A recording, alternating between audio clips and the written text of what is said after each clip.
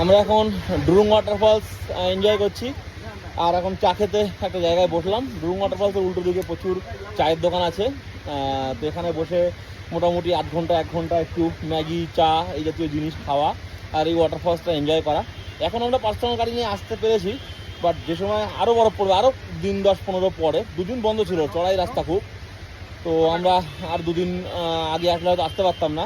তো এখন একটু রোদ পড়েছে, 2 দিন স্নোফল হয়নি, তার জন্য আসতে পেরেছি। আবার 2-4 দিন পর থেকে আসতে পারবো, তখন কিন্তু এডিবি বাইকগুলো পাওয়া যায়, চাকমার থেকে ওগুলোতে আসতে হবে।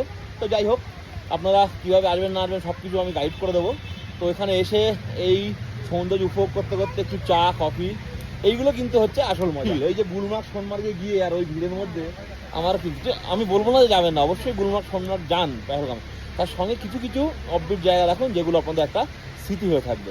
সেই জন্য সব থেকে বেস্ট আইটেনারি নিতে চান তাহলেও হোয়াটসঅ্যাপে মেসেজ করুন, আর যদি ট্যুর বুক করতে চান, ইনফরমেশন জানতে চান, তাহলেও আমাকে কল করুন। নিচে নাম্বার আছে দেখুন, ওই নাম্বার আমাকে কল করুন। এখন আমরা কাশ্মীরে থাকি, তো এখানে থেকে যত সুন্দরভাবে আমরা গাইড করবো, যত সুন্দরভাবে আপনাদের ট্যুর আইটেনারি করে দেবো, এরকমভাবে কিন্তু কেউ পারবে না। এখন আমরা একটু কফি এনজয় করি, আর এখানে অলরেডি আগুন জ্বলছে। হ্যাঁ, মানে এত ঠান্ডা যে আগুন না জ্বাললে কিন্তু বসা যাবে না। এরকম জায়গায় বসে এই ভিউ এনজয় করতে করতে গরম গরম চা, সামনে বনফায়ার, এর থেকে আর কি চাই।